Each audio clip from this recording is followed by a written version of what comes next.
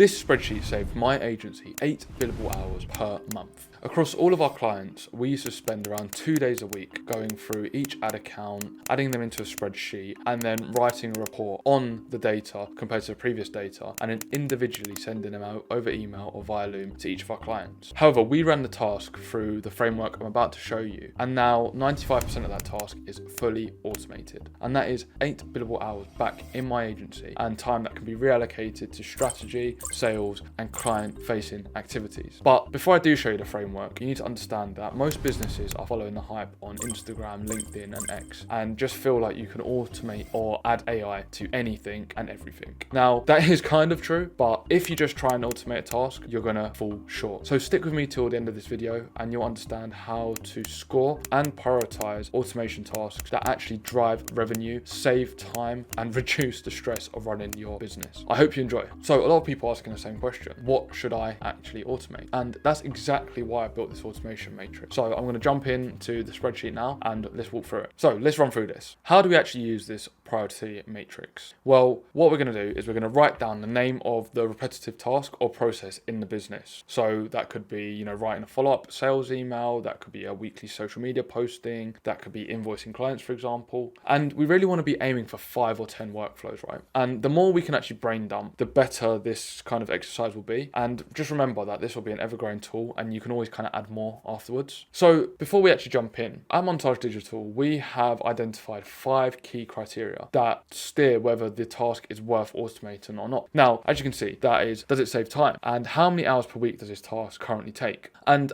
each of these 5 criteria will give it a score out of 10, and they're each weighted depending on how important they actually are. So 1 to 10, and with this one it's nice and easy. How many hours a week does it save? Will it save you? Literally 1 or 10, 10 being 10 or more. What kind of impact does it have to your actual bottom line and your revenue? If actually we do manage to automate this particular task, how much does this grow your revenue or protect your revenue too? And then again, we want to score this 1 out of 10. 1 being that it has minimal impact, and 10 is that it directly drives significant revenue to you and your business. Now, the third is the error or quality risk. Now, there's no point automating a task if your quality goes from a 9 or 10 out of 10 all the way down to a 2 or 3, right? That's just counterintuitive and counterproductive, and no one wants to be producing AI slop and AI garbage, right? So basically, how we think about this one is how often does the task make mistakes, inconsistencies, or how many times do you need to rework it when the task is done manually? Now, a score of 1 is that we rarely have to change this, and a score of 10 is that we constantly have to change and edit the output because it keeps just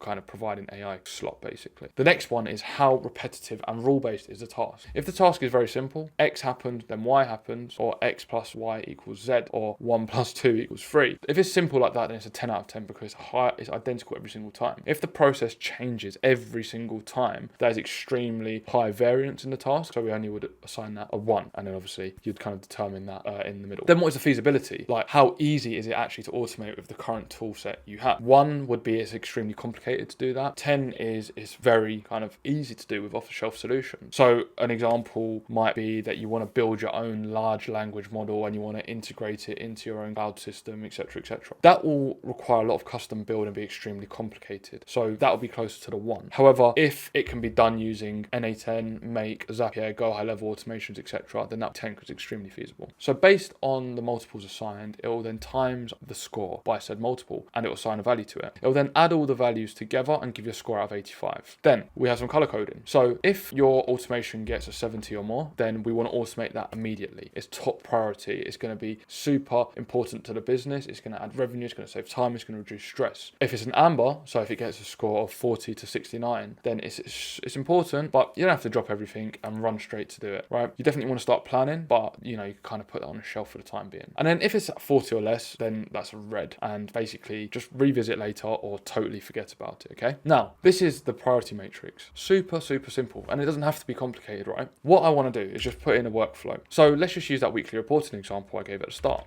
Now, the first one is how much time does it save per week? Well, it used to take us about 2 days per week to do all of our reporting across the business, right? And assuming a working day is around 8 hours, of course, I don't expect the team to be working every single hour of their working day. It would probably be around 5 hours a day for 2 days, so around 10, but 10 is the high score anyway, so not a good start, right? So So what revenue impact would this have? Now, just as a quick reminder, what does that mean? One is it will have no revenue impact, it won't really grow the revenue, or protect it. Now, protect it is an important word. When you're running an agency or any sort of service business where you're selling expertise and time, there's a thing that is called utilization rate. And utilization rate is basically what percentage of your team's time and resources are being put towards billable hours. Now, some agencies actually directly bill for reporting, others don't. So if we can reduce the amount of time spent on reporting and increase the time they spend on strategy or new revenue generating activities, that's extremely valuable for the business. So that is essentially 10 to 16 hours per week in salary that I can now reallocate to another activity. So again, extremely high